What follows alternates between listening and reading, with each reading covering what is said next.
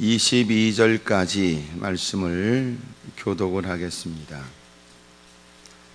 마가복음 10장 17절부터 22절까지 예수께서 길에 나가실새 한 사람이 달려와서 꿇어앉아 묻자오되 선한 선생님이여 내가 무엇을 하여야 영생을 얻으리이까?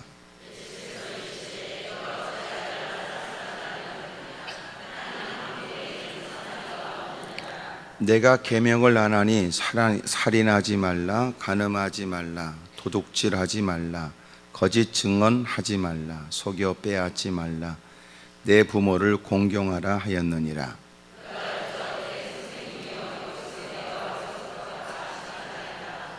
예수께서 그를 보시고 사랑하사 이르시되 내게 아직도 한 가지 부족한 것이 있으니 가서 내게 있는 것을 다 팔아 가난한 자들에게 주라. 그리하면 하늘에서 보화가 내게 있으리라. 그리고 와서 나를 따르라 하시니 슬픈 기색을 띠고 근심하며 가니라. 아멘.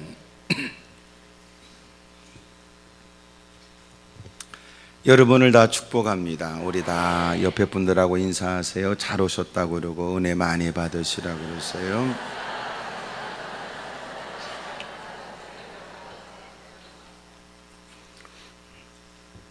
잠언서 28장에 보면 9절에 사람이 귀를 돌이키고 또 율법을 듣지 않으면 그의 기도도 가증하다 그래요.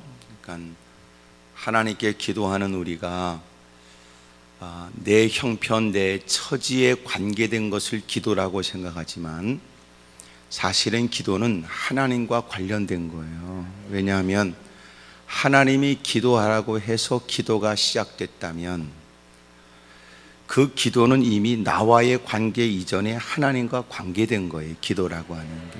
그러니까 우리는 대부분 기도를 자신의 형편과 상황과만 관련이 있다고 생각해요. 그러니까 대부분 기도하는 이유가 어디 있어요? 자기의 형편과 관련이 있어요. 쉽게 말하면 터져야 기도하는 거예요. 뭔 일이 생겨야 기도하잖아요. 그러니까 그 기도는 성경에서 말하는 기도가 아닙니다.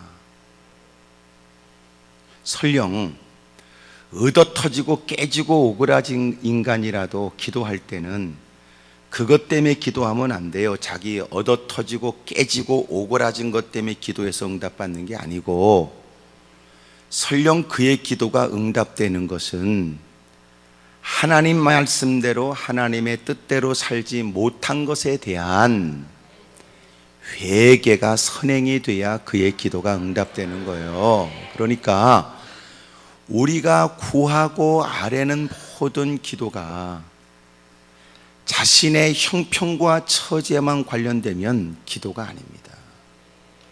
그거는 네 넋두리지. 그러니까 주님이 우리에게 기도하라고 했으니까 우리의 기도는 비로소 가치가 있는 거예요. 주님과 관련 없는 기도가 무슨 놈의 가치 있겠어요? 우리의 기도가 가치가 있으려면 주님의 들으실 만하고 또한 주님이 응답하실 만한 것이어야 되잖아요.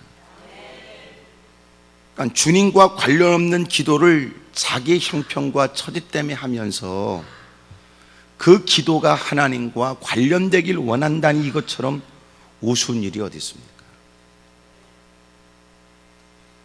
자기는 하나님과 관련된 것과 연관되어진 것은 없는데도 자기의 꼬라지에는 하나님이 무조건 연관을 갖고 이루어져야 된다는 것처럼 싸가지가 어딨냐 그 말이에요. 그러니까 우리가 하는 기도는 하나님이 우리에게 하라고 하셨으니 기대 속에 하는 거 아닙니까? 그러니까 그 기도는 소위 하나님과 관련되어 있는 주님이 허락하신 기회예요. 그런데 하나님과 전혀 관련 없고 자기의 형편과 처지만 있는 것이 하나님이 무조건 이루어 주셔야 될 기도라고 생각하는 것처럼 미신이 어딨냐고. 하나님이 우리에게 기도하라고 하셨으니까 응답한다고 하는 그 말만 붙잡으면 안 되고, 하나님이 그 말씀을 하셨으니까 하나님과 관련된 삶을 살아야 되잖아요. 사람이 귀를 돌이키고 율법을 듣지 아니하면 그의 기도도 가증하다, 이 말이요. 히브리 원문에 보면 토에바 그랬어요. 토에바, 이렇게. 상당히 주님이 우리에게 주신 그 말이 우리에게 주는 상당히 중요한 의미가 있어요.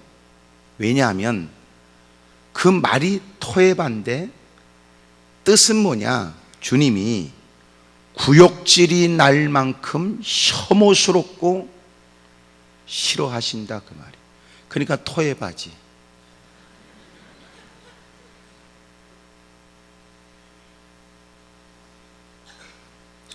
하나님의 말씀은 관계없고, 말씀을 듣는 건 더럽게 싫어하고, 말씀대로 사는 것은 외면하고, 그러면서도 지 따위가 기도하면 무조건 응답해 준다고 하는 그런 기도는 주님이 토해버린다는 거예요. 구역질이 날 만큼 주님이 혐오스럽게 생각하고 싫어한다는 거예요.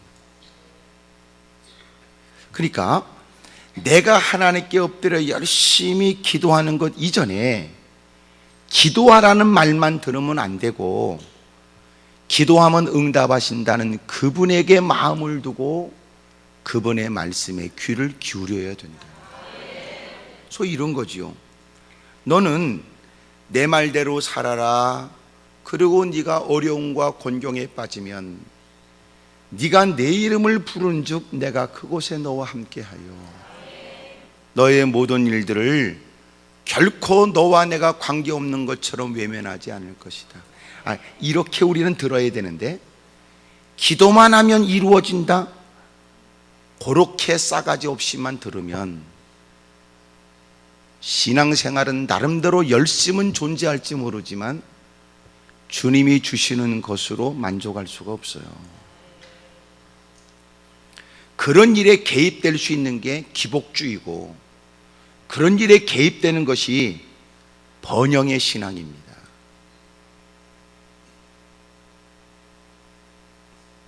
하나님이 우리에게 뭘 원하는지, 소위 십자가 없이는 부활이 없는 것처럼 주님을 섬기기 위해서 어떤 고난도 기꺼이 감수하는 그가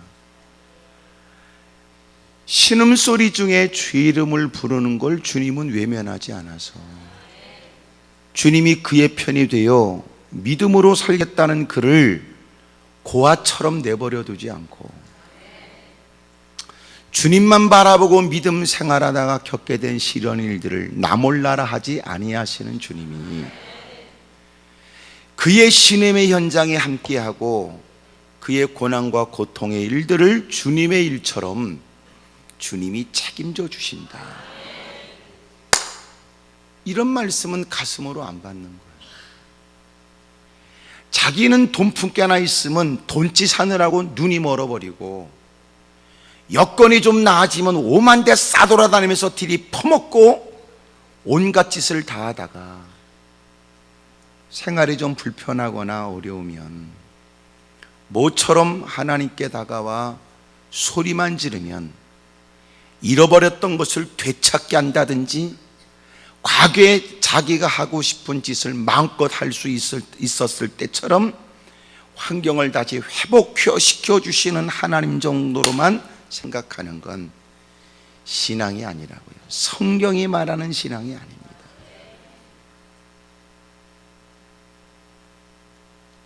하나님을 잘 알 수 있는 방법은, 어떤 자매가 저한테 와서 저는 하나님을 만나고 싶습니다.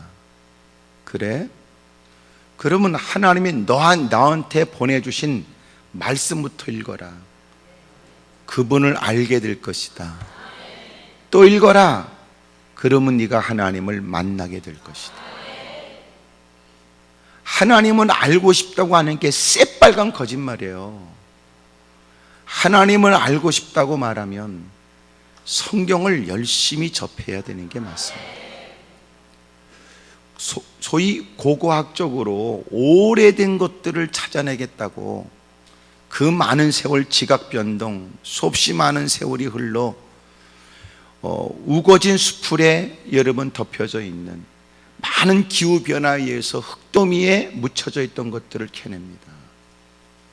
조각나진 것이지만 오래된 상용 문자, 이해할 수 없는 것들을 사람들은 그 깨어진 조각 하나에다 열심히 들여다보고 수없이 많은 문헌을 살피고 수없이 많은 역사적인 것과 연관지어져 이것이 어느 때의 유물이며 그 당시의 유물로서의 가치가 있는 건 그 당시의 생활을 엿볼 수 있었다, 뭐 이런 얘기들을 하잖아요. 어찌 그런 일이 가능할까요? 우리가 볼 때는 쓸모없이 깨어진 것이라고 여겨지는 것을 깨어진 조각 가지고 혹시나 단절된 것 같은 역사의 한 귀퉁이를 메꿀 수 있는 중요한 단서로 그들이 말하기까지 정말 몰입하여 사력을 다하는 연구가 이어지는 거예요. 그 당시를 알고 싶은 욕구입니다.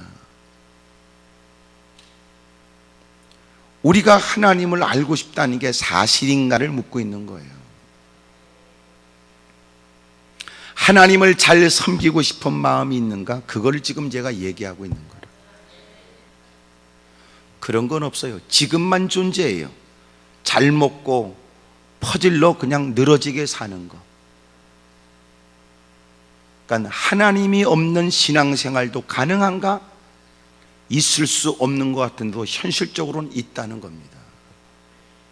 나는 하나님을 찾지만 그가 말하는 하나님은 허구일 가능성도 있는 거예요.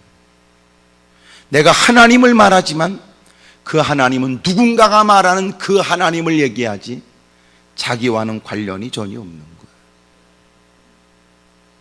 믿습니다 소리는 누군가가 그 하나님으로 도움을 받았다 하니 궁여지책으로 소리는 지르지만 나에게도 나를 책임져 주실 유일하신 전능자로서의 하나님으로 인식되고 있느냐? 그건 또 다르다는 거죠. 그래서 교회를 다니다가 어느 날 은혜를 받았다 하여 열심히 그의 입술로는 하나님을 찾았지만 은혜를 받고 난 다음에 그 하나님에 대한 표현과 용어가 느낌이 달라지는 것은 은혜를 받음으로 인하여 나타나진 결과예요. 그 하나님이 아브람과 이삭과 야곱의 누군가가 설교 시간에 하는 하나님이 아니라 내 주변에 그렇게 울먹거리며 하는 그들의 하나님이 아니라 나의 하나님이라는 것을 깨닫게 된 거예요. 그러니까 이제 하나님이 내 가슴에 느껴지지요. 이제는 그들은 경험하고 그들은 의식하는 그 예배가 이제는 내가 그 하나님이 의식되어진 의미가 있는 표현으로서의 하나님을 찾으며 예배를 드리는 거예요. 사실은 하나님 그래도 그 사람이 하나님이 경험되어진 거냐 알고 있는 거냐 그냥 기도에 서두는 하나님이라고 해야 된다고 해서 하는 거냐? 남들이 다 하나님을 아버지라고 하니까 교회를 다니는 사람이라면 그렇게 하나님을 호칭하는 것이라고만 생각한 거냐? 아니면 그것이 구원의 은혜를 입은 감격 속에서 떨리는 음성으로 전인격적으로 그분에 대한 고백이냐? 이건 다른 거라. 대부분 교회를 다니다 보면 그런 부분에 관해서 꼬치꼬치 따지지 않고 두 번째로 자기 스스로도 그런 일을 파헤쳐서 살피려고도 하지 않고 귀찮으니까 그럭저럭 무리지어 침묵회처럼 싸돌아다니고 묻어다니는 걸 좋아할 뿐이에요. 그래도 옛날에는 맞벌이 부부가 없을 때는 교회에서 교회 이름 아래 모이는 시간이 많았으니까 거지 같은 신앙이라도 세상의 유혹과 미혹에 관해서 위험이 덜했는데, 요새는 교회에서 모이는 것은 이런저런 핑계 때문에 못 모이면서도 이단들 그런 모임은 또 가는 겁니다. 그리고는 오히려 그 사람들이 이상한 얘기 듣고 와서 교회를 쑤셔대는 거예요. 교회 안에 들어와서 보니까 헛껍데기가 너무 많은 겁니다. 찌르고 너 예수 믿어? 정말 예수 믿어? 정말 구원받은 거 확실해? 이 말에 또렷하고 분명하게 말하는 사람이 많지 않다는 걸 아는 거지요.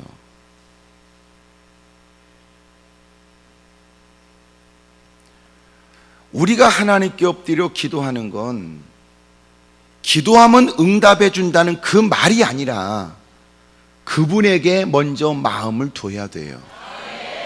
그분이 누구한테 그 말씀을 하셨고 주님이 무엇 때문에 그런 의도로 그 말씀을 무슨 의도로 말씀하셨는지를 깨달아야 되는데, 문제는 그 말만 자신에게 적용하여 무조건 바르지 못한 것에 관해 구해도 무조건 이루어져야 되는 것이 아니냐라고 주장하는 겁니다. 정상적이라면 삶의 현장에 너무나 힘겹고 어려운 일을 만나 돕는 사람이 없는 처지에 하나님이라도 나를 도와주셨으면 좋겠다는 마음으로 다가온 사람이 하나님 말씀을 듣고 보니까 내 문제를 거론하기 전 기도하면 응답하신다고 하신 하나님을 배우게 되면서 자기의 기도의 지목이 우선이 아니라 하나님이 이미도 내 삶을 마치 CT, 엑스레이, MRA처럼 우리의 실상을 환히 말씀을 통하여 보게 하신 바에 따라 더 긴급하고 위급한 일이 뭔가를 깨닫게 되어 자신의 죄를 하나님께 토설하고 자신의 문제를 해결받겠다고 다가왔으나 오늘 그 꼬락서니 그 처지에도 하나님께 감사할 것만 있다는 걸 깨닫게 되는 거예요. 그것이 하나님께 잘못해서 터진 게 아니라 그것조차도 죄에 대한 상당한 결과가 아닌 하나님의 자비와 긍휼이 있는 하나님의 사랑의 징기였다는 걸 깨닫게 되는 거죠. 쉽게 말하면 이런 얘기예요. 하나님, 내가 왜 고난을 만나야 됩니까? 우리는 그렇게 하나님께 다가와 다짜고짜 싸가지 없이 그럴 때 주님이 그를 향하여 세우신 종을 통해 그럼 왜 너는 아니어야 되느냐? 이러는 거지요. 네 주변에는 너보다 더 착하게 살아도 더 시련과 역경을 만나는 사람은 많은데 너는 왜 아니어야 되냐 말이에요. 너는 그렇게 그럭저럭 살아도 아직도 몸뚱아리가 멀쩡한 것 같은데 너보다 더 몹쓸 짓을 한 것도 없는 그가 왜 너보다 더 큰 시련을 만나야 되는지에 관해서는 왜 당신은 당연하게 생각하고 내가 오늘 겪게 된 그 문제는 합당하지 않은 듯 하나님 앞에서 뭘 했다고 악을 쓰는 건 뭐냔 말이에요.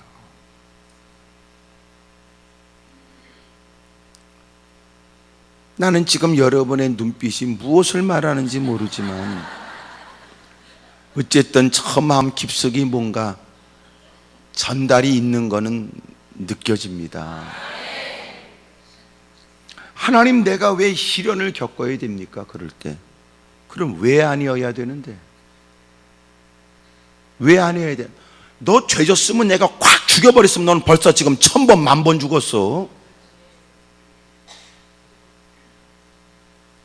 내가 너 나쁜 생각할 때마다 내가 네 팔을 부러뜨렸으면 네 팔이 남아났겠냐고. 네가 몹쓸 짓을 하고 오만 대 쌓여올 때마다 내가 발가락 하나를 뽑아버렸으면 발가락이 있겠냐고.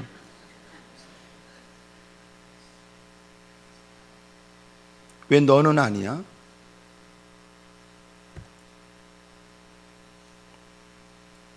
하나님이 우리에게 너 기도하면 내가 응답해 줄게. 왜 그 말씀만 붙잡습니까?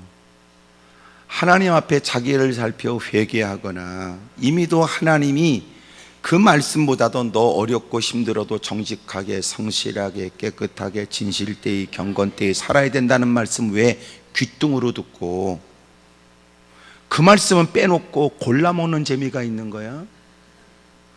왜 거기에만 성경책에 줄을 박박 거놓고 네모까지 쳐놓고 옆에는 별표까지 그려놓고 왜 넌 다른 거는 왜 너는 너하고 관계없는 말씀처럼 만드느냐 그 말이지요. 그래놓고 다른 성경을 배울 마음도 없고 다른 성경에 관해서는 관심도 없는 당신은 예수 믿는 게 쉬운 거야?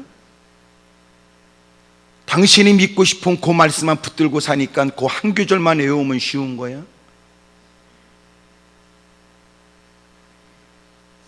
이게 오늘날 한국 교회를 이렇게 비참하게 만드는 이유가 됐는지 모르지요.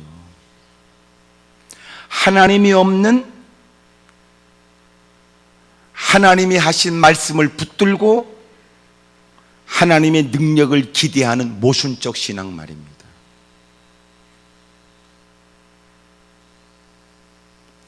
기도는 있지만 하나님은 있냐고요. 네 꼬라지 형편에 대한 호소는 있지만 하나님은 계시냐고요. 그 기도 속에 만약 그가 기도 가운데 하나님을 초청하여 주님을 모시고 아니 내가 주님께 나가 그분 면전 안에 있다고 된다면 내놓을 수 없는 기도의 제목이 한두 가지가 아닐 거리요. 억울합니다. 그걸 하나님 앞에서 어떻게 합니까? 내가 네 꼬라지라라 네 따위가 무슨 놈 억울한 게 있어. 그렇게 말하면 뭐라고 하시려고요? 억울합니다. 야, 억울한 거 따진다면 성경이 그렇게 말씀 안 했지만 너 따위를 위해서 예수님이 십자가에 못 박힌 게 억울하지.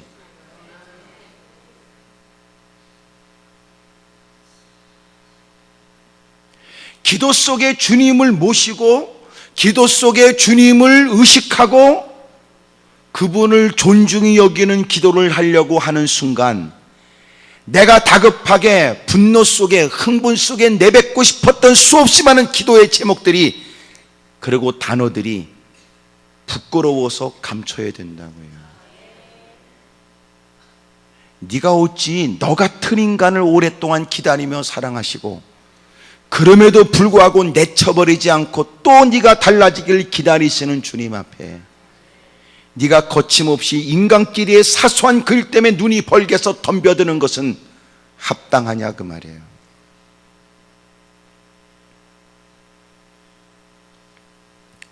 너희가 하나님의 말씀을 따라 기도는 한다고 하나 기도 속에는 하나님과 관련없고 하나님이 이미도 기도하라는 말보다 더 많은 말씀을 하신 말씀과 관계없는 것에 대한 너의 기도는 주님이 토해봐 가증히 여기신다.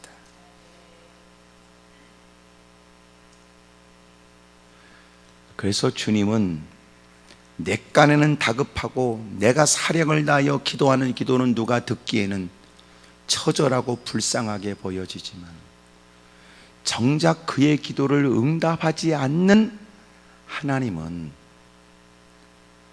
의도가 있겠지요. 그래서 사실은 내 처지를 하나님 앞에 내놓고 응답의 손길을 기다리는 것보다 먼저 해야 될 일은 하나님께 여쭙는 거예요. 왜 우리의 기도는 내 문제가 안에 무조건 이루어지길 원하는 요청의 기도만 존재하지 그 하나님에 대한 관심이 배어있는 기도는 없는 거예요. 하나님이 결코 나를 내쳐버렸으면 진작이고 하나님이 나를 끝이라고 선언했을 때는 진작일 텐데도 하나님이 여태까지 나를 살피시고 이런 고난 가운데도 하나님께 무릎 꿇게 하실 때는 주님이 그 문제를 해결해 주시겠다는 뜻보다는 이전에 주님에 대한 인식을 갖게 하시는 하나님의 손길이 아니겠냐. 아이고, 하나님께 뜯어먹어야지 이게 아니고 하나님이 계시는데 하나님께 여쭤보자. 한번 하나님께 여쭤보자. 이 문제가 해결돼야 된다고 하는 생각이 먼저 들었던 우리가, 이 문제가 해결돼야 돼 라고 가졌던 생각했던 우리가, 놀라운 것은 이제는 하나님, 이 문제가 어떤 의미예요? 하나님, 제가 어떻게 하면 좋을까요? 라고 주님께 질문해야 되는 거 아니냐. 근데 이제 그런 질문도 없어요. 우리는 다짜고짜 주님이 역사하시옵소서, 되게 하시옵소서, 어디 계시나이까, 왜 하나님은 내게만 침묵하십니까? 주님 속히 역사해 주옵소서. 날마다 구하는 것도 아닌데 오랜만에 구한 내 기도에 왜 하나님은 가만히 계십니까? 왜 그 옆에 내는 응답하고 왜 나한테는 응답? 그따구 기도가 기도입니까?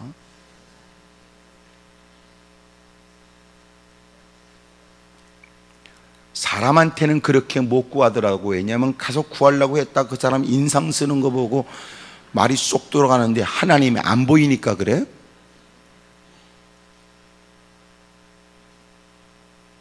교회도 그런 게 있었으면 좋겠어요. 막 엉터리 같은 기도하면 갑자기 삐 하고 울리는 거 말이지. 하나님이 우리의 눈에 목격된 건 아니니까 그런 걸 통해서라도 기도를 그따기로 하나 뭐 이런 식에 대한 신호 말이지.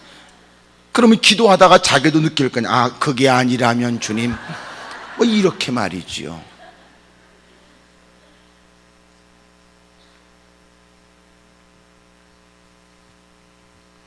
하나님의 말씀대로 살아야 될 자신의 의무 사항에 관해서는 할 마음이 없고, 하나님이 구하라고 하시는 그 일에 관해서는 하나님의 책임만 요구하는 것은 바른 신앙이 아니라는 거죠. 쉽게 말하면 예수님께서 이 땅에 오셔서 무사람이 이목을 끌고 크게 사람들이 환호할 만한 어마어마한 이적과 기적을 공생애 중에 보이셨을 때 사람들은 큰 무리를 이루어 예수님을 따라가지요. 근데 예수님이 뜬금없이 죽으러 오셨다는 겁니다. 그리고 다시 그들이 이해할 수 없는 부활을 하신다는 겁니다. 이런 일이 한껏 인기가 막 하늘을 치솟아 올라갈 때에, 정치적 상황에도 로마의 속국으로 힘들고 어려울 때 헐벗고 줄인 사람들이 이목을 끌고 모든 사람이 다 환호할 만한 위치에 예수님께서 이 땅에 임금 되셨으면 하는 마음이 제자들에게도 있었던 거지요.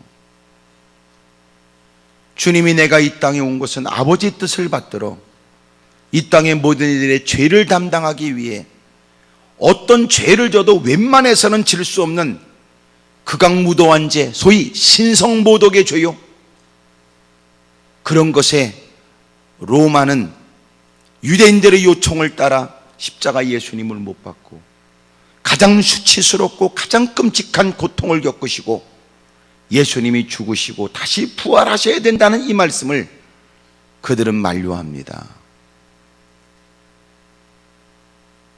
예수님은 드디어 결박당하여 주님은 끌려가시지요.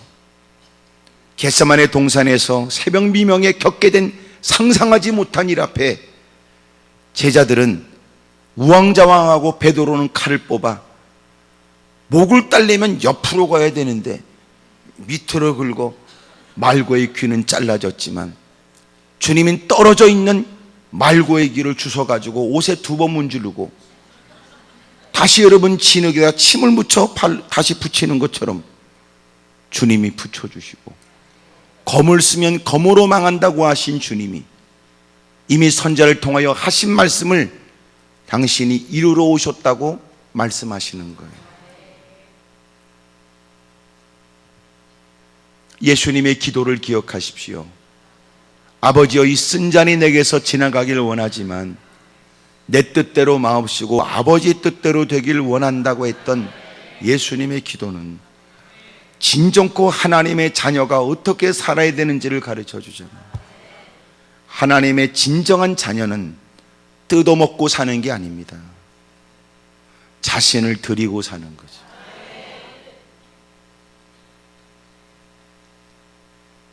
근데 우리는 자녀가 돼가지고 뜯어먹을 생각만 해요. 나이 퍼먹고 그 많은 세월 교회를 출입했어도. 필요를 따라 하나님이 내 필요 때문에 필요하면 하나님을 한번 찾을 뿐이지, 찾을 때도 악을 쓰고 뜯어먹을 생각에 눈이 벌게져 있는 겁니다. 신앙생활 그만큼 했으면 누구보다 하나님을 깊이 아는 자가 되어져 하나님의 아들, 딸처럼 사는 일에 성숙한 모습이 있고, 하나님이 온 땅을 두루 감찰하시더라도 눈에 들 만큼은 주목될 만한 하나님의 사람으로 살아야 되는데요, 여전히 우리는 철없는 짓만 하고 사는 거예요. 기도 속에 하나님께 도움을 청하면서도 하나님이 없고, 그 하나님이 뭘 기뻐하는지는 관심도 없고, 주님이 뭘 우리에게 진작 명하셨는지 그거는 전혀 추워도 마음에도 없고, 자기 꼬라지, 자기의 형편만 있고, 능하신 하나님의 능력을 덧입어 자신의 위기와 어려움만 면하면 된다는 생각만 가득할 뿐입니다.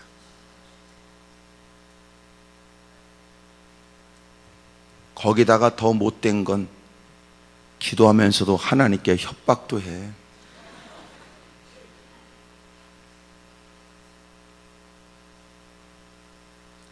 못된 버릇이 집구석에서 있어서 그런지 자식 앞에 부모가 어찌하겠냐는 생각에 못된 짓거리를 하고 살아서 그런지 하나님 앞에서도 그런 게 아닌가 싶네. 모처럼 여러분 마음도 없고 뜻도 담지 않은 하나님을 한번 불러보고, 힘드니까 빨리 역사하셔야 된다고 그러고, 이번에 그래도 나도 양심이 있어 며칠은 굶은 생각은 있어 3일 금식하는데, 이번에 주님이 역사하지 않으면 나도 나름대로 생각이 있다고 얘기한다.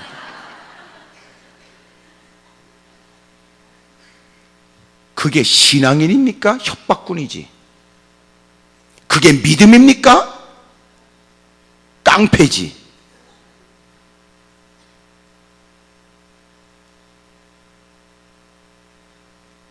오늘 시작하자마자 대놓고 시비 걸듯이 얘기해서 미안하지만,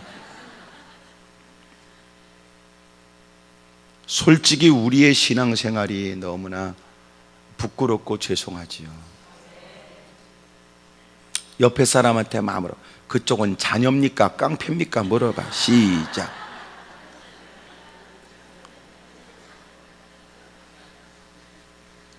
가만히 내고 보니까 자녀 같은 깡패군요. 깡패 같은 자녀든지.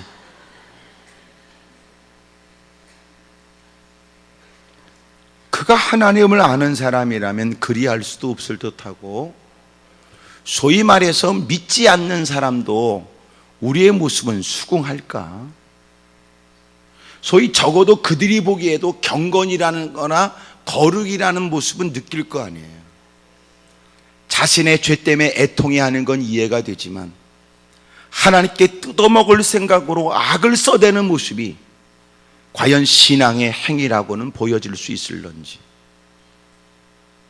솔직히 우리끼리 있으니까 얘기인데, 이거 고쳐지지 않으면요 문제입니다. 오늘날 극단적으로 흘러가는 교회의 신앙적 흐름을 보면, 하나는 기도 없이도 된다는 생각이에요. 거기에는 가로 열고, 기도는 해도 그렇게까지 기도할 필요가 없다는 것까지 포함 가로 닫고, 또 하나는 그렇게 많지 않은 사람이지만 기도를 많이 해야 된다고 생각하는 거예요. 하지만 둘 다 잘못된 거예요. 바른 기도가 돼야 됩니다. 바른 기도가 아니라면 열정이 무슨 소용이 있어요? 하나님께 악다구니로 악쓰는 것은 열정입니까?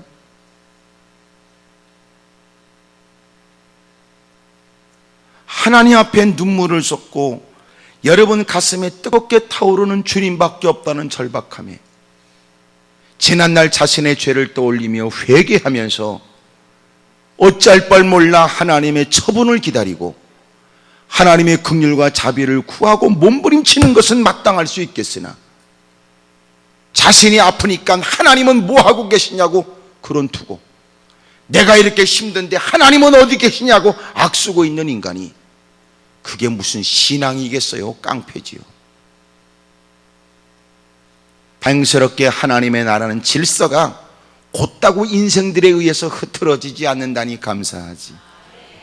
구석진 곳에서도 눈물을 쏟고 누구의 눈길이 미치 못하는 힘들고 어려운 곤경에서도 하나님께 몸부림치며 매달리는 그를 하나님은 그의 기도에 귀를 기울여 응답해 주신다고 하니까 우리는 희망이지.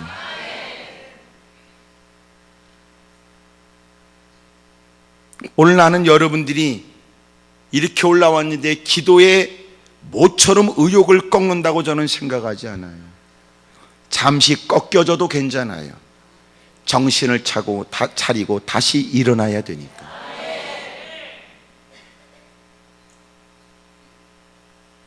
자신의 삶을 살피게 되면 사실은 그 기도의 제목이 내게 합당할까? 합당하지 않아도 있을 수 있어요. 하나님, 내가 고난과 고통을 겪고 나서야 하나님 없이는 그 어떤 일에도 좋은 결과가 없다는 걸 뼈저리게 느낍니다. 내 형편의 마음을 빼앗겨 말씀을 경히 여긴 결과가 이것입니다. 진작 주님이 하셨던 말씀을 잘 들었어야 했었습니다. 탐욕의 눈이 멀어 하나님 말씀대로 바르게 살아야 된다는 충고를 외면했고 돈 몇 푼 버니까 이렇게 잘 나갈 거라고 착각하여 인생이 그렇게 말씀대로 유난스럽게 살 것 없다고 오만방자했으나 하나님이 지켜보고 계셨던 겁니다. 어림을 만나고 의지했던 모든 것들을 다 잃고 나서야 나 역시도 하나님 앞에 절박하게 매달렸던 그들과 다를 바 없는 나를 알게 되었습니다. 하나님, 불쌍히 여겨 주십시오. 불쌍히 여겨 주십시오. 주님의 처분만 기다려야 될 형편이 됐습니다.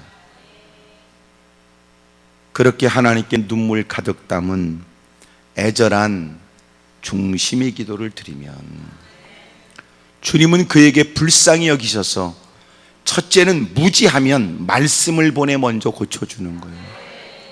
말씀을 먼저 보내. 아하, 하나님이 지난날 들려줬던 말씀이 생각나는구나. 하나님이 이 말씀을 듣게 하여 나를 보게 하는구나.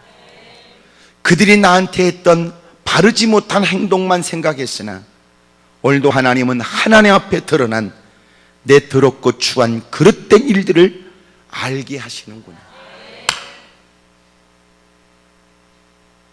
오늘 주님의 은혜로 바른 기도가 있기를, 바른 기도에 대한 주님의 응답이 있기를 주 이름으로 축복합니다. 기도는 있는데 하나님은 계신가 살피시지요. 처지는 있는데 하나님 앞에 바르게 산 삶, 생활은 있는지 살펴보세요. 당신의 형편은 이해합니다. 묻고 싶습니다. 그리스도인의 생활은 있었는지. 당신이 그렇게 울먹거리며 하나님께 매달리는 기도의 마음, 어떤 마음인지 이해가 되지만 당신은 하나님 마음은 생각해 봤는지. 오늘 여러분의 기도의 제목이 달라져도 응답일 테고, 기도의 제목이 달라지게 되면 전혀 생각지 못한 좋은 길로 우리를 인도해 주실 줄로 믿어요. 할렐루야. 앙칼지게 내가 가려고만 했던 그 길이 아니라 주님은 그에게 일러주시고 거기가 아니고 여기야. 마침내 여러분, 자기가 가고 싶을 때는요 앞장서서 뛰어가더라고. 가기 싫은 데는 누가 붙잡고 끌고 가야 되더라고.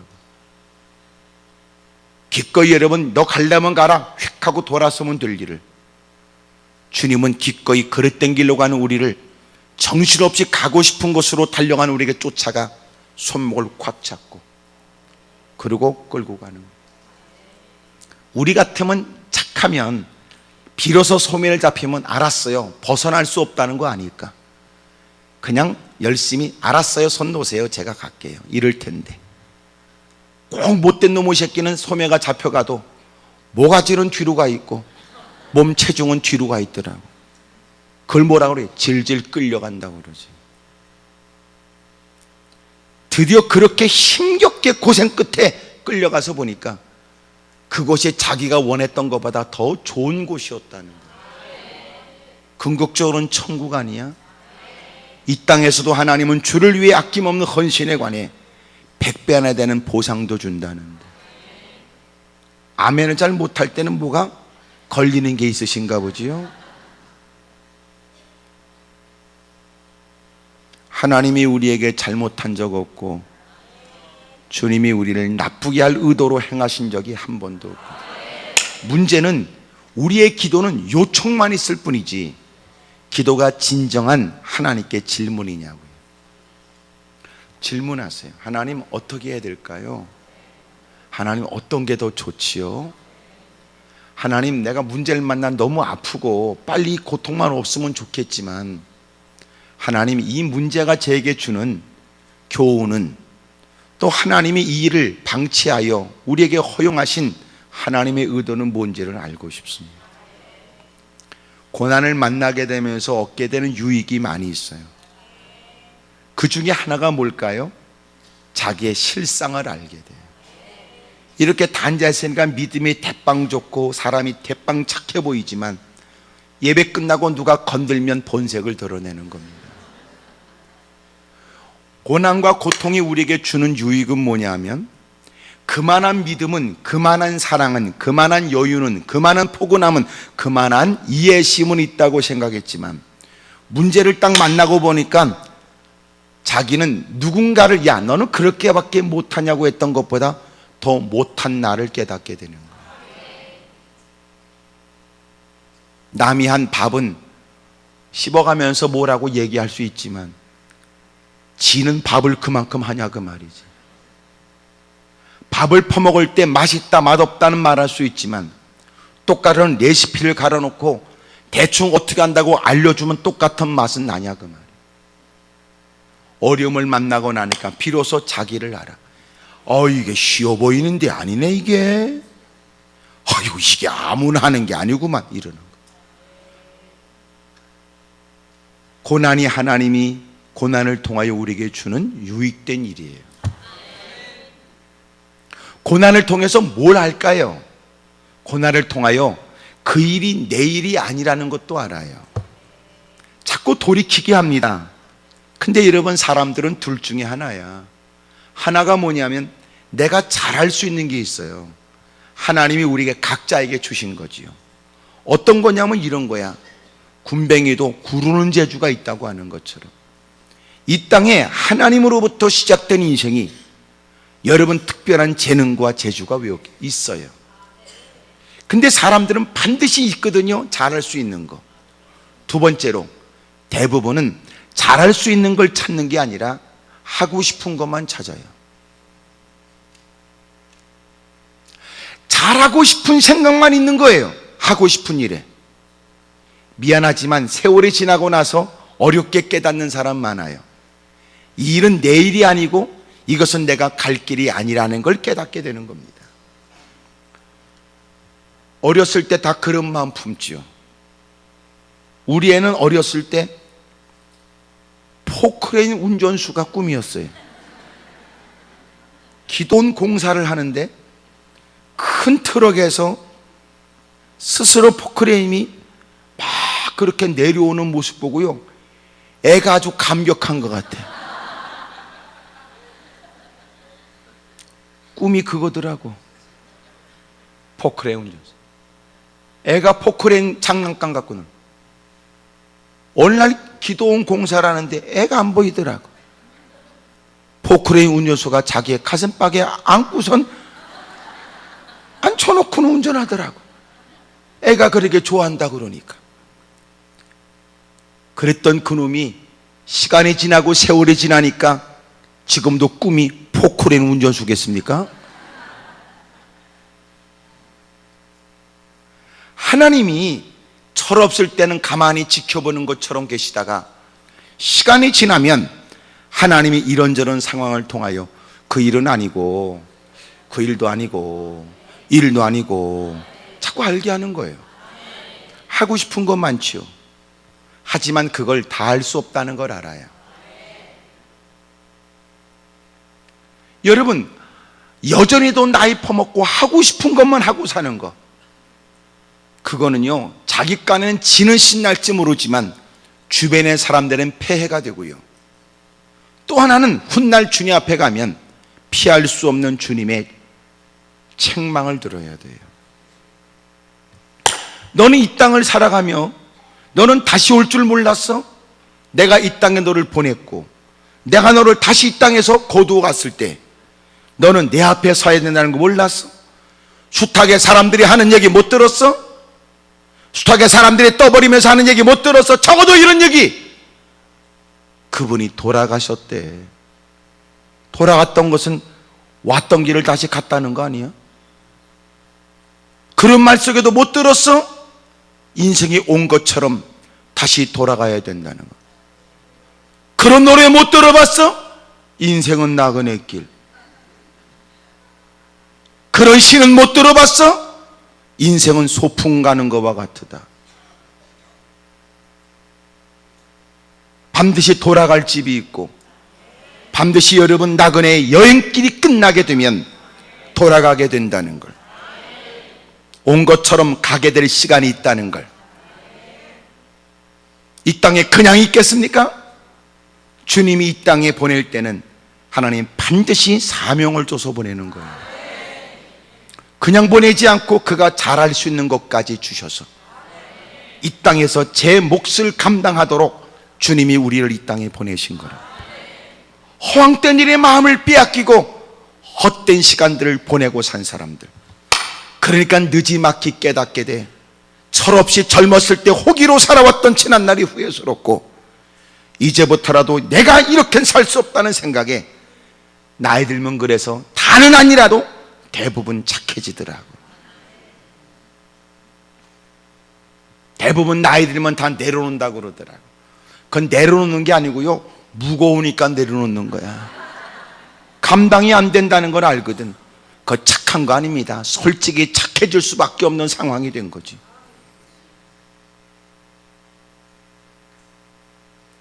서서히 여러분 주님 앞에 서는 날을 생각하죠.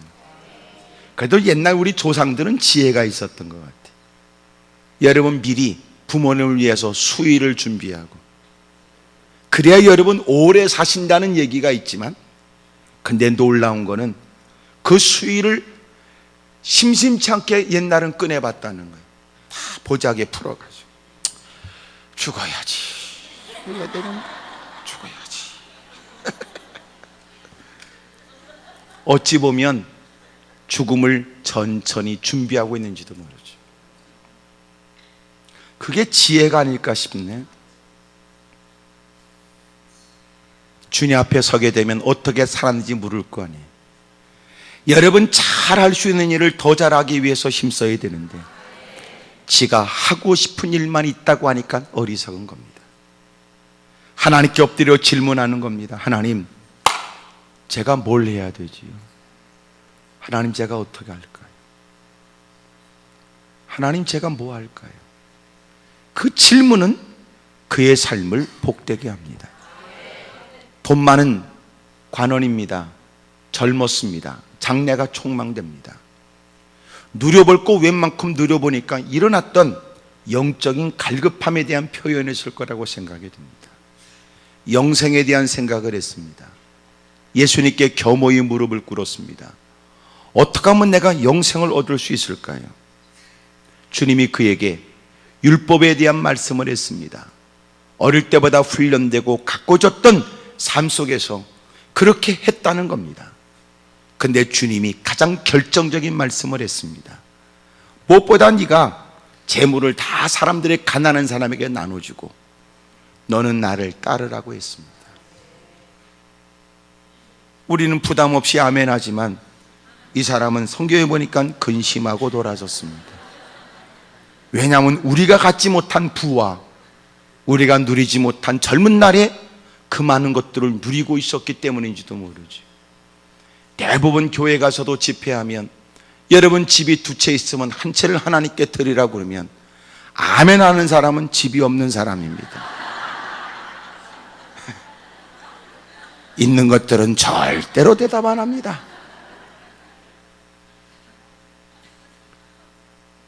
여러분 누구보다도 풍요 속에 누구보다도 장래가 촉망되는 사람으로 주목을 받고 남달리 공직에 관직에 있어서 소위 말해 무사람이 이목을 끄는 처지인데 주님이 그에게 영생에 관해서 구원에 관해서 궁금해하는 그에게 주님이 하시는 말씀은 네가 갖고 있는 모든 것들을 다 던져버리고 주님을 따르라고 하셨으니 구원은 주님이 주시는 것이었기 때문에 그렇단 말이에요. 네가 지금까지 누가 보기에는 누구도 할 수 없는 어떤 일을 했다 할지라도 구원은 그런 네 스스로의 수고나 노력에 대한 것이 아니라 구원은 주님이 주시는 것이었습니다. 주님을 믿는다는 말은 그 어떤 것보다 주님을 최고로 여긴다는 것이며 그래서 주님을 따르는 일에 내 발목을 붙잡는 거라면 기꺼이 그 어떤 것도 희생을 두려워하지 않고 값을 치러가면서라도 주님을 따라가겠다는 것입니다. 그게 믿음이란 말이에요. 그런데 그는 근심하고 그냥 돌아갑니다. 신앙생활하면서 가장 행복하게 사는 방법이 뭔지 아세요? 하나님 말씀대로 사는 게 가장 행복해요. 그런데 하나님이 전에 근심을 털어놓으려고 다가왔다가 오히려 하나님 말씀만 듣고 가면요 혹 때려다가 혹을 하나 더 붙인 거예요. 새로운 근심이 생겨요. 그 전에 구원에 대한 갈망이 있을 때는 막연하게라도 열심히 율법적으로 살면 뭔가가 있지 않겠는가라고 하는 마음이 있었으나 궁금하여 주님께 여쭤본 즉 주님이 제시하신 그 방법을 따라 살지 못하는 건 새로운 그에게 근심거리가 되잖아요. 신앙생활을 행복하게 하는 방법이 뭘 거라고 생각이 됐어요. 그것은 하나님 말씀을 전적으로 수용하고 하나님 말씀대로 순종하고 사는 게 가장 신앙생활에 행복한 거예요. 내가 볼 때는 아멘한 사람은 그런 가능성이 있지 않겠는가 그런 생각이 들어. 하여튼 아멘 안 한 분들은 꼭 집에 가서라도 아멘을 꼭 하시길 바래요. 소위 이런 거지요. 하나님께 은혜를 하나님께 응답을 받겠다고 다가왔는데 오히려 짐을 덜어보겠다는 생각이었는데 주님은 오히려 우리가 해야 될 일들에 관해서 가르쳐 주신 일들은 더 부담되는 거예요. 간단해. 말씀대로 살면 교회 생활이 제일 행복해. 에? 괴롭고 힘든 건 교회는 다녀도 교회는 안 다닐 수 없는 것 같고 예배 빠지면 주님이 쫓아와서 어떻게 우리 집안을 다 뒤집어 볼 것 같고 모처럼 시작한 그 사업에 뭔 일이 생길 것 같고 가게는 가야 될 것 같고 졸굴 있어도 뚫린 귀는 다 소리는 다 들려지니까 안 들었다고 말할 수는 없고 주워 들은 얘기는 마음을 괴롭게 하는 거예요. 그래서 사람들이 내린 결론이 뭐냐, 교회는 안 다닐 수 없다면 부담 없는 데 다니는 거예요. 예? 우리끼리 있으니까 얘기인데 교회에 다니는 거는요 이미 부담이야. 예배 시간을 맞춰야 되고 또 그 중에도 끼어 앉았으려면 남들보다 유난스러운 짓은 아니라도 뭐 같이 뭘 하는 척이라도 해야 되잖아요.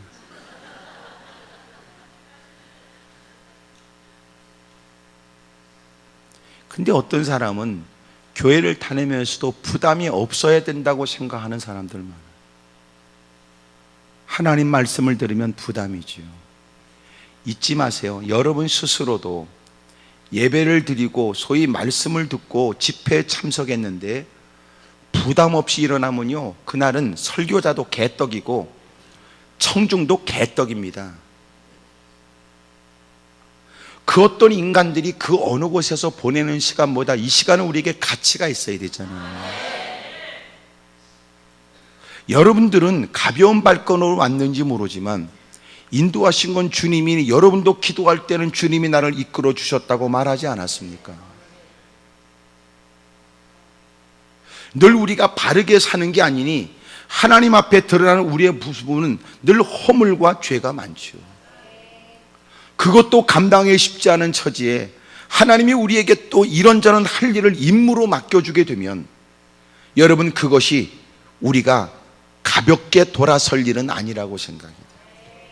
그러므로 예배를 드릴 때마다 새로운 부담을 가져야 되고, 그래서 말씀이 끝나도 그 자리를 속히 떠날 수 없는 건 그 부담을 감당하기 위해 기도해야 될 책임을 느끼는 거예요.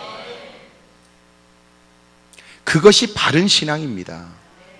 불행한 일은 사람들이 신앙생활을 부담 없이 하려고 그래요. 그래서 대부분 그 잔머리 중에 하나가 뭐냐면 조그만 교회로 다니기로 했다는 겁니다. 근데 놀라운 건 몰라서 그러지, 조그만 교회로 가면 더 큰 부담이 지어진다는 겁니다. 왜냐하면 워낙 많은 사람이 오면 어디에 누가 있는지를 잘 모를 경우가 있지만 열댓 사람이 앉아있는데 날마다 확인이 되는 거지요. 거기다가 일하는 사람이 없으니 1인 2역 3역 4역이 되겠지요. 드디어 그는 생각을 바꿨습니다. 그래서 그는 부담 없는 교회로 가기로 했습니다. 대빵 큰 교회로 가게 된 거죠. 1부, 2부, 3부, 4부, 5부, 7부, 8부까지 있으니 그저 토요일날 눈이 복숭아씨가 될 때까지 텔레비 보고 너무 피곤하면 오늘은 5부를 가보자 그래.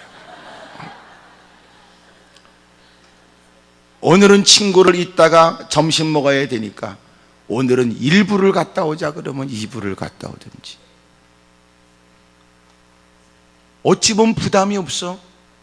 그 많은 사람이 출입하니까 누가 왔는지 안 왔는지도. 그는 누구한테 멋지게 충고도 해. 여봐, 교회 말이야 너무나 그렇게 힘겹게 다닐 거 없어. 부담 없이 다니지. 주님이 그에게 뭐라고 하실 것 같아? 나도 너만 보면 부담이 없다 그래.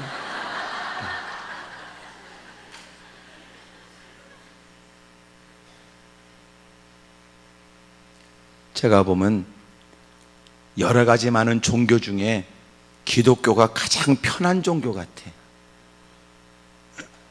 왜 그런가 보니까 가서 이 옆에 있는 보장사만 가도 가서 일천배를 해야 된다고 그러고 막.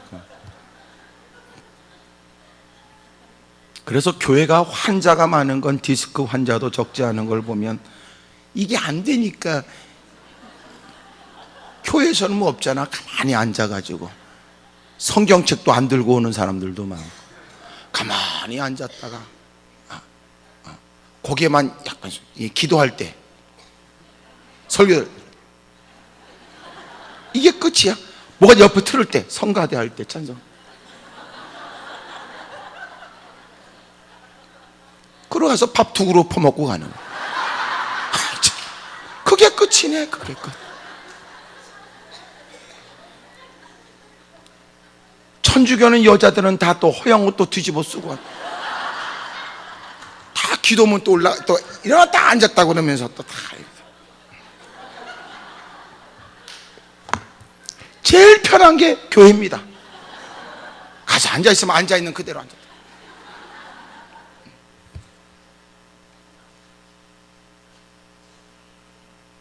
불행입니다. 불행.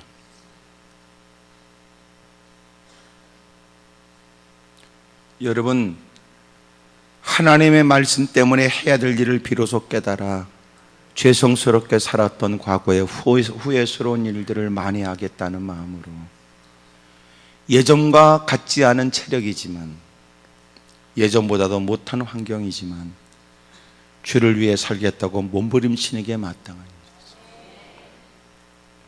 오늘 하나님이 우리에게 주시는 가장 중요한 핵심은 뭘 것 같아요? 하나님께 예배를 드리고 말씀을 들으면서 그 모든 것이 내게 근심거리가 없도록 신앙생활을 해야 돼요. 주님께 다가오는 열심도 있고, 누구도 갖지 못한 질문을 하여 어떻게 하면 내가 구원의 문제를 해결할 수 있겠냐고 얘기했지만, 질문했지만 결국은 뭐냐? 그는 달라진 것 없이 근심만 하고 돌아가는 거예요. 신앙생활이 뭐냐? 하나님께 겸허히 무릎 꿇고 하나님이 이 문제에 관해 하나님의 지도를, 하나님의 인도를 구합니다 라고 누구 못지않은 신앙의 열정을 보인 듯하지만 정작 주의 말씀을 듣고는 근심만 가지고 돌아가면 이것처럼 불행한 일이 어딨냐. 하나님, 저 신앙생활에 하나님 말씀 앞에 근심거리가 생기기보다는 오히려 하나님 말씀대로 사는 흔적을 보고하고, 때로는 근심은 있지만 기도하며 근심의 문제를 떨쳐버리고 이제는 하나님의 뜻대로 살아보겠다고 하는 위로부터 공급된 말씀대로 살 수 있도록 힘을 주시는 주님의 은혜를 덧입고 기쁨으로 돌아갈 수 있도록 저를 좀 도와주십시오. 자신이 갖고 있는 문제에 관해 하나님은 말씀할 필요 없어요. 내가 원하는 것만 이루어주면 됩니다. 못 넘어 설교가 그래 길어요. 나는 할 말만 하고 받을 것만 받으면 되는데.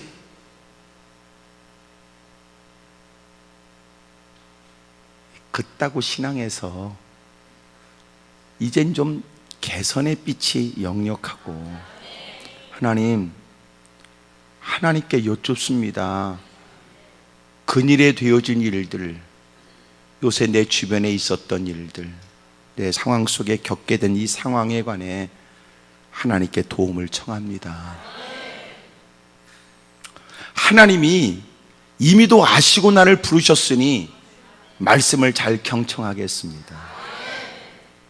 내 처지가 앞서서, 내 마음에는 탐욕스러움이 앞서서, 내 자신에 있는 세상에 대한 욕구가 가득 차서 하나님 말씀이 근심의 일이 되지 않도록 내 마음의 탐욕스러움을 제거하고, 내 마음의 세상의 근심으로 인하여 말씀이 왜곡되어 들려지지 않도록 자갈밭 가시덤불이 있는 마음을 기경하고 잘 경청하겠습니다. 누구보다 착한 마음으로 말씀은 듣기는 하지만 때로는 내 형편과 내 처지에는 버거운 듯한 말씀이나 내가 그것을 기도의 제목으로 삼기로 한 바, 주여 기도합니다, 생각지 못한 하나님의 분부 앞에, 예기치 못한 주님의 지적 앞에 내가 아픔으로 끝나지 않고 근심의 일로 끝나지 않아 이 일이 내게 복이 되어지도록 주여 내가 그리 살 수 있도록 힘을 주십시오. 열심히 기도하는 중 여러분이 올라올 때 가슴에 품고 있었던 본래의 목적에도 새로운 변화가 일어나고, 이제는 하나님의 뜻대로 살겠다고 하는 새로운 각오와 결단으로 돌아갈 수 있기를 주의 이름으로 축복합니다. 할렐루야. 그래서 가장 신앙생활이 행복한 건 뭐냐면 말씀을 듣고 예배 자리에 동참하여 근심과 염려가 없는 거예요. 왜 사람들이 예배 시간에 마음이 불편한 줄 아세요?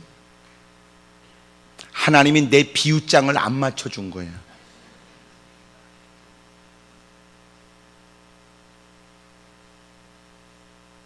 예배를 마칠 때쯤 되어서 그에게 일어나야 될 합당한 변화가 뭔지 아세요? 이제는 주님 뜻대로 살기로 결심하는 거죠. 누군가가 행복하게 예배에 동참하는 사람이 누군 줄 아십니까?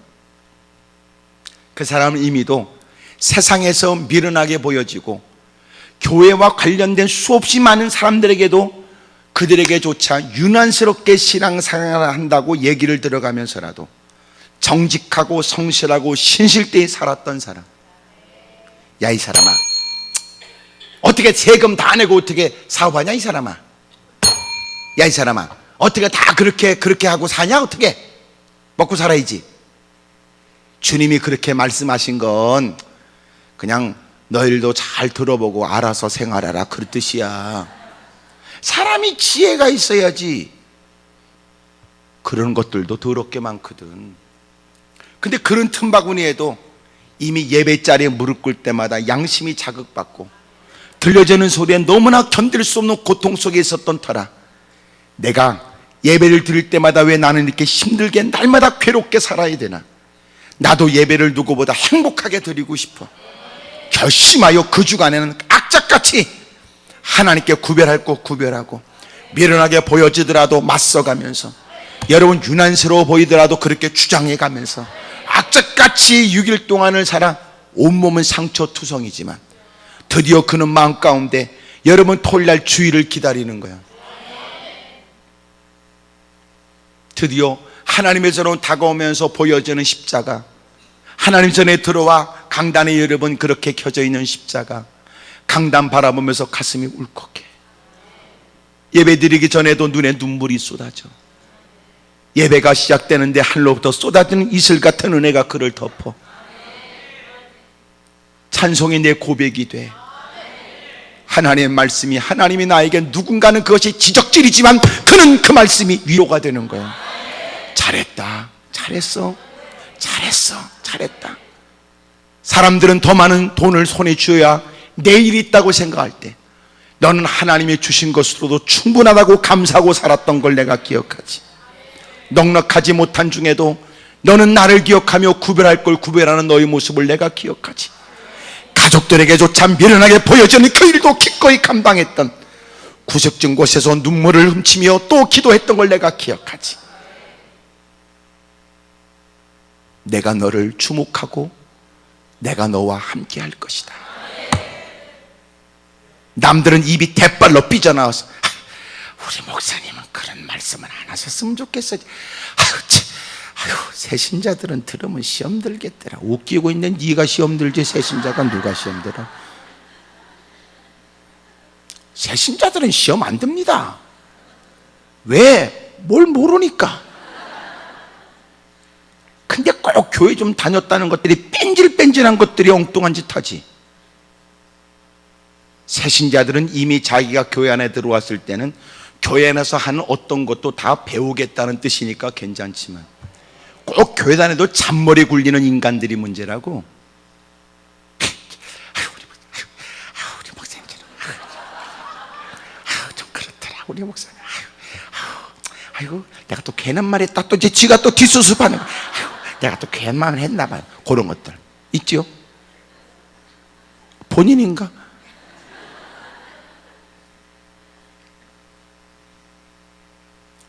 그런데 그렇게 사투를 벌이며 삶의 현장에 주님을 모시고 믿음으로 산 사람, 하나님의 뜻대로 살지 않은 일에 하나님이 진노한다는 얘기가, 내가 그걸 알아 그렇게 살기를 다행이다 싶고, 하나님은 하나님 말씀대로 사는 사람 그를 반드시 결코 내버려 두지 않아. 책임져 준다는 말씀이 막 중심으로 동의가 되는 거야. 아멘.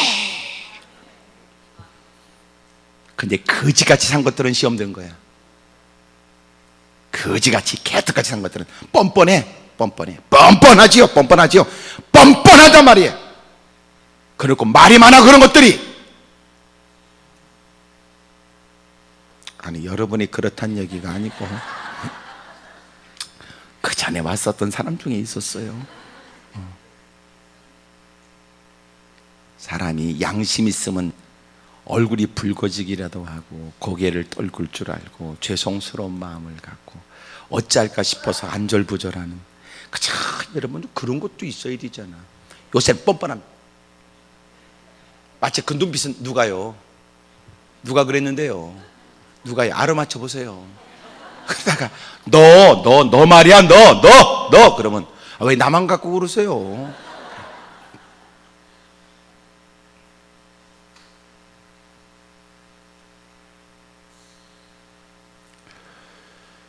하나님, 저 하나님 말씀이 근심거리가 아니라 하나님 말씀이 해답이 되게 해주세요. 크게 아멘 하십시다. 오늘 기도하면서 하나님, 제가 해답을 다 찾아놨습니다. 주님 역사만 하시면 됩니다. 역사만. 에헤이, 주님 고민하실 거 없습니다. 내가 다 답을 골라놨으니까 주님이 역사만 하시면 됩니다. 그따구 짓은 이제 그만하자 그 말이지. 하나님이 하시는 말씀을 정답으로 듣고, 하나님 이제는 제가 근심하지 않으려고요. 오늘 그의 발걸음에는 하나님 나와 함께 해주십시오 요청하지 않아도 하나님 말씀을 정답으로 알고 사는 그에게 주님이 통행하시는 거예요. 크게 아멘 하십시다. 따라합시다. 하나님 말씀은 더 이상 근심거리가 아니고 가장 확실한 정답입니다. 자, 옆에 사람 보고 해보세요. 시작.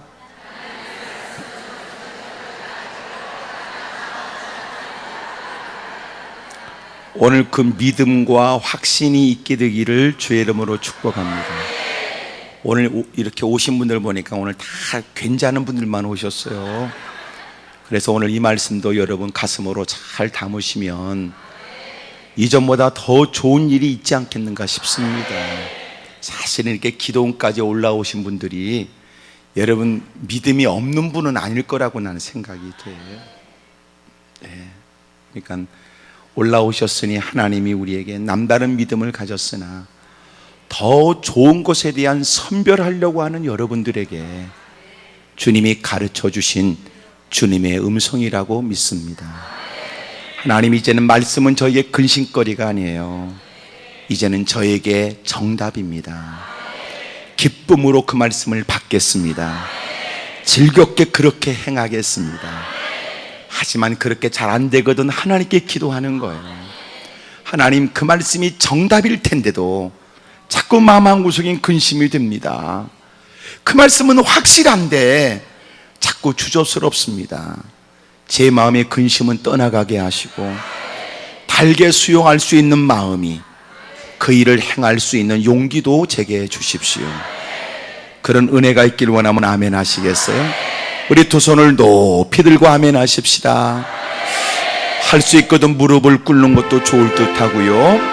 옆에 사람이 기도에 마음 뺏기지 말고 힘써 하나님, 왜 숱한 예배를 드려도 말씀은 내게 근심거리로만 바뀔까요?